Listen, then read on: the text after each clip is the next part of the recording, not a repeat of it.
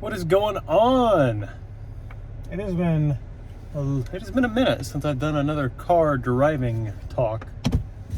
I'm on my way to work. This kind of reminds me, years ago I did some videos about agents, a little series I did with my cousin on YouTube. I would film in this exact angle as I was going to work or driving up there. I'm on a cut right now, and my face is getting leaner. Finally.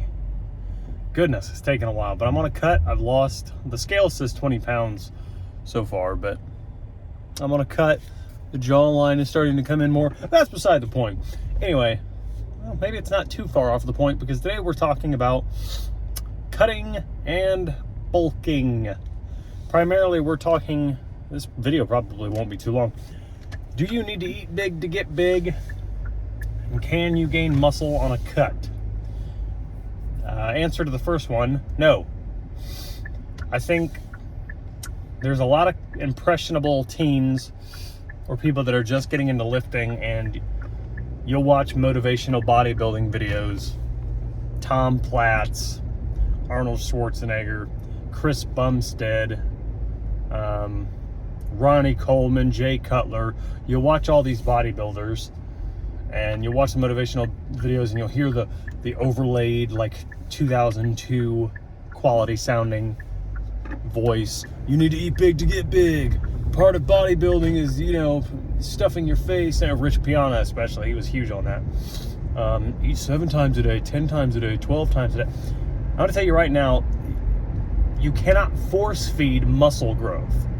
That is not how it works. The primary things that you need to get in terms of diet in order to produce as much muscle as you can, there's a lot of factors, but for diet, you have to eat enough protein. If you can, aim for 1 gram of protein per pound of lean body weight. I know that's kind of hard to estimate, but look at yourself in the mirror, maybe go on Reddit, go on a bodybuilding forum, how much fat do you think I have on me? What's my body fat percentage? A lot of people are pretty good at estimating. So I'm about 200 pounds right now. I think my lean body mass is about 180 maybe if I had no fat on me. So I aim for about 170 to 180 grams of protein per day. And that seems to work out for me. If you're, like me, if you're 200 pounds and you got 50 pounds of fat on you, estimated, aim for 150 pounds of protein. You don't need to get 1 gram per every single pound. I would say more along 1 gram per lean mass. There's been studies that have been done that have come out that generally say the differences are negligible in terms of how much muscle you'll gain by eating 1 gram for your total weight or 1 gram for lean mass. There's not a huge difference.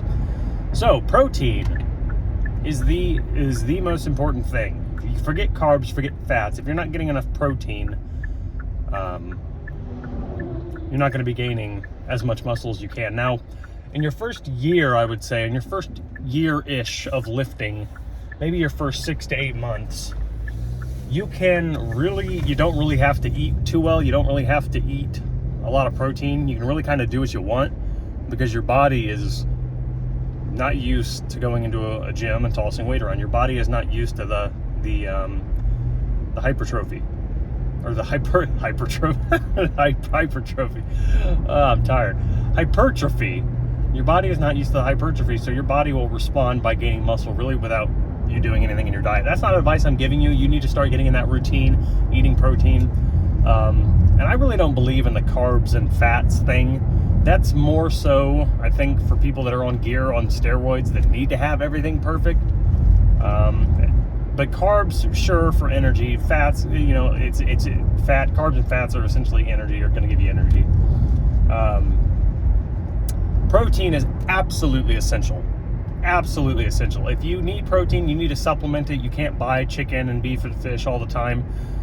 Buy eggs, that's cheap, but most importantly, if you can, buy protein powder. It doesn't even have to start, it doesn't even have to be a good protein powder. Just get a protein powder, start supplementing, getting your protein in. So no, you cannot force feed muscle growth. You cannot do that.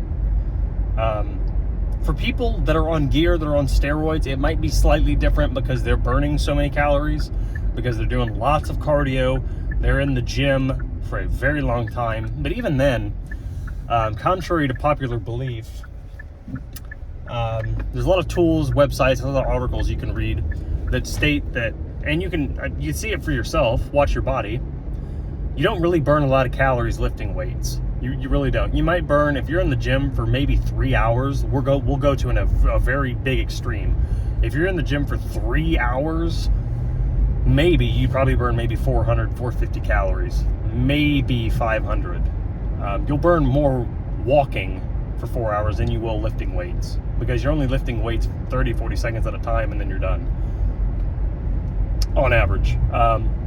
So that covers bulking, or I guess bulking. You don't need to get fat to build muscle. Are you more optimized to build muscle while you're in a caloric surplus, meaning you're eating calories above your maintenance calories? Sure. But again, it's I wouldn't say negligible, but it's not a huge benefit.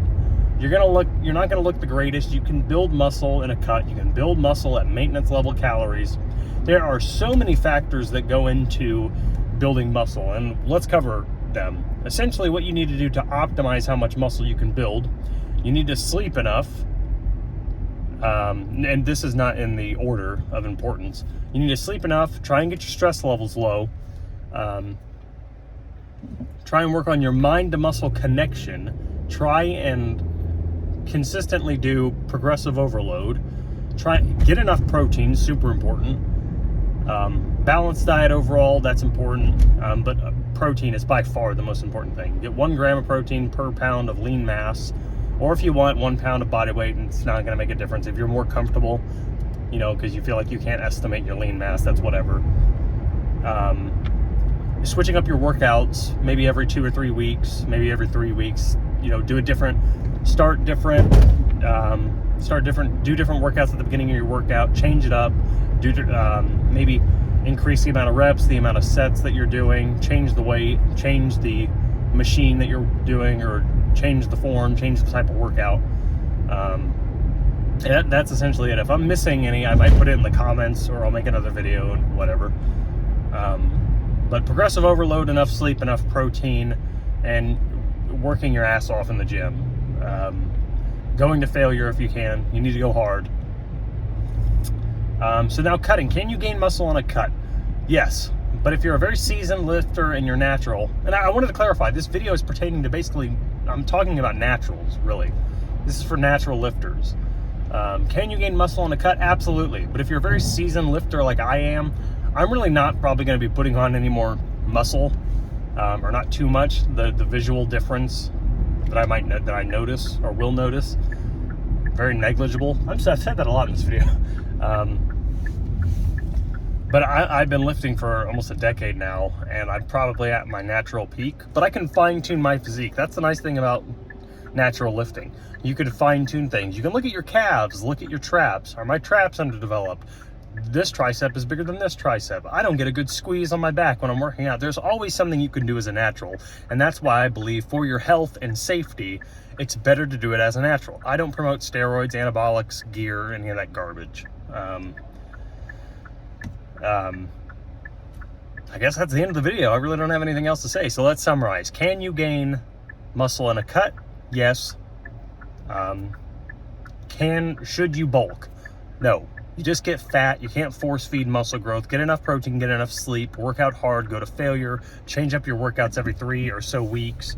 Keep changing things up. Keep the muscles surprised, and you will see results. So bye.